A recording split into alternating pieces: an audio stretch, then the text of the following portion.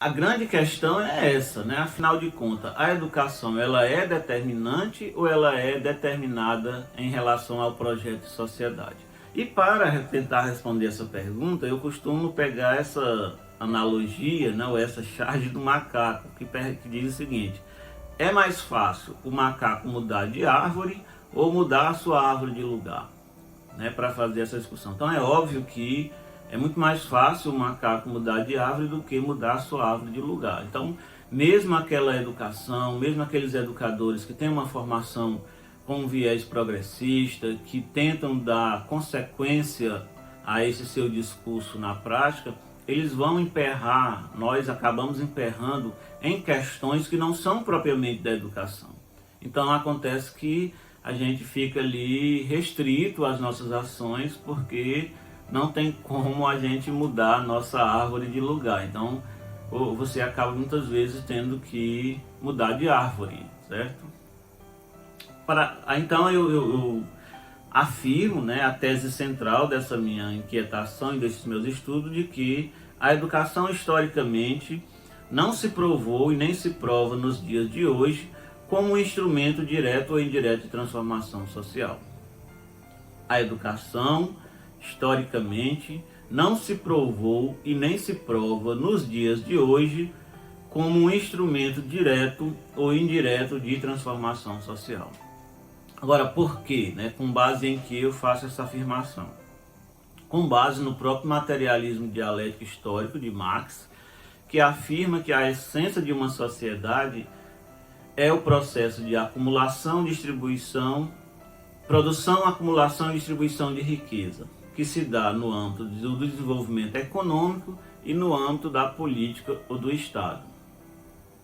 Logo, mudar o conceito de transformação significa mudar o aspecto ou mudar a essência de algo.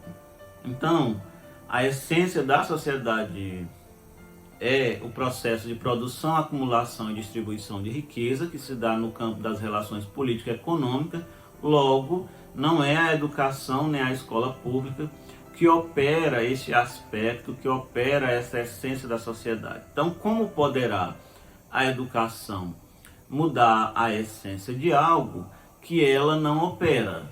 É uma questão óbvia aí, né? Então, não tem como a educação ser um agente diretamente de transformação ou até mesmo indireto de uma sociedade, porque não é ela que opera o aspecto central, a essência da sociedade. Então fica evidente, né, no meu ponto de vista, com base no materialismo histórico dialético, de que você tem que considerar aquilo que se manifesta na dinâmica do movimento real para se construir conhecimento sobre, e observando, tendo como objeto de estudo ou campo de experimentação, entre aspas, né, já que nas ciências humanas a gente não tem laboratório de testagem, nosso grande laboratório é o processo histórico e a totalidade. Então, quando você observa a totalidade da sociedade e o processo histórico, a evidência factual que a gente chega é de que não há registro histórico de transformação estrutural de uma sociedade em que a educação foi o grande agente de transformação, direto nesse caso, ou indireto. E para tentar dar mais objetividade a essa afirmação, eu fiz uma pesquisa exploratória sobre o que eu chamo de grandes transformações sociais nos últimos séculos, a nível, né, de país, de nação, de continente. E você percebe, por exemplo, Revolução Industrial, quais foram os agentes ou os fatores de transformação? Acúmulo do capital pelo comércio, fortalecimento da burguesia, inovação tecnológica e máquina a vapor, assim por diante. Revolução Francesa, insatisfação com o antigo regime, com a nobreza, a crise econômica, a fome e o interesse da classe burguesa pelo poder. O imperialismo norte-americano, né, tão conhecido, ele tem como fator central um capitalismo forte, as guerras, certo? Exploração de nações periféricas, um Estado protecionista e uma tecnologia que está sempre na disputa da fronteira do conhecimento. Eu pego, por exemplo, né, assim, Japão e Coreia do Sul, que eu citei anteriormente, que vão ter como agentes de transformação uma forte industrialização de base, um Estado forte também. E por último, só também para exemplificar, a China, que hoje assim, é o grande foco, né, da política, da economia mundial, que teve desde 1949 a sua guerra civil para resistir ao caos naquele país e a ascensão do Partido Comunista. Só para a gente ter uma ideia dessa relação, por exemplo, a China, em 1949, quando ela inicia a sua transformação social por meio de uma revolução, ela tinha cerca de 90% da sua população analfabeta, o que ilustra que a educação não era naquele momento um elemento forte da sociedade chinesa. Um ponto que vai chamar a atenção sobre esses dados é que, na sequência, né, em todas essas sociedades, em todos esses países, pós-transformação social, seja por meio de revolução ou seja por meio de reformas, aí sim a educação passa a assumir um papel central na manutenção, consolidação e desenvolvimento do projeto de sociedade desses povos. O que dá um indício, né, e nos traz uma pergunta.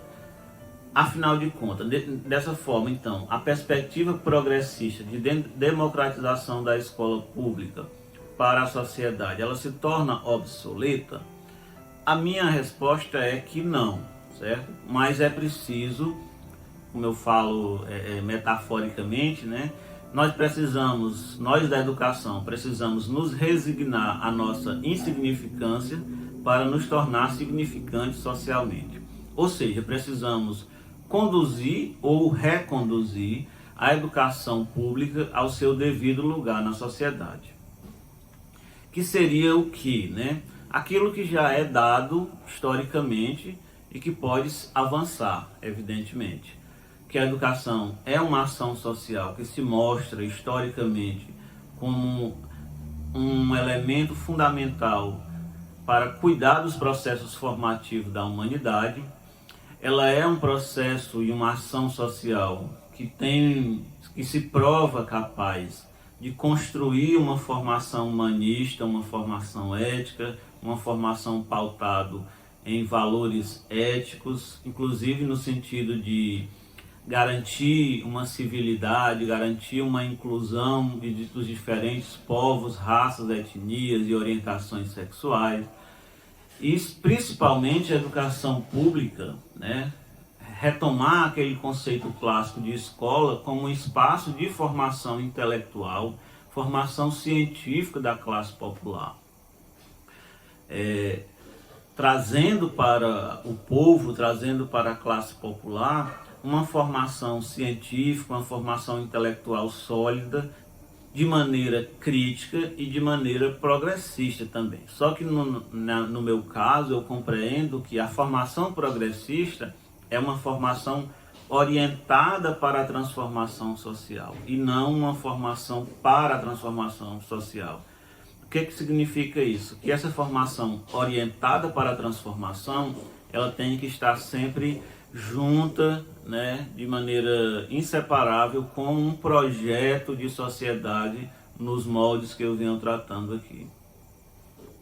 O que torna a educação pública, a democratização da escola, em parte obsoleta, é quando ela acontece em uma sociedade que não tem um projeto de nação a serviço da grande maioria da sua população, como é o caso do Brasil nos últimos anos ou até ao longo dos anos.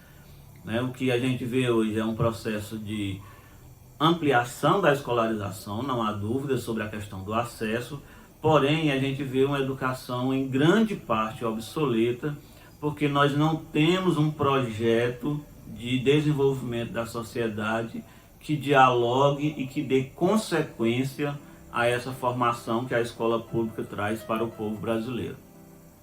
Com isso, eu concluo dizendo que precisamos de uma educação pública que entregue sonhos, e uma sociedade que entregue condições objetivas para realizar esses sonhos para a maioria da população. Sonhar não é proibido, né, na sociedade. Sonhar com uma educação associada à transformação social também é possível, né? Paulo Freire mesmo diz que sonhar é o primeiro passo para tornar-se. Então, só que esse sonho precisa é um discurso que precisa ter uma consequência na prática. Então eu digo que nós precisamos de uma educação pública que entregue sonhos e uma sociedade que entregue condições objetivas para realizar estes sonhos para a população. Do contrário, para quê? Né? Nós vamos ficar aí nessa permanente busca empolgante e frustrante ao mesmo tempo de não encontrar. Então, uma educação pública que entregue sonhos e uma sociedade que entregue condições objetivas para realizar estes sonhos é a minha compreensão atual sobre a relação educação e transformação da sociedade.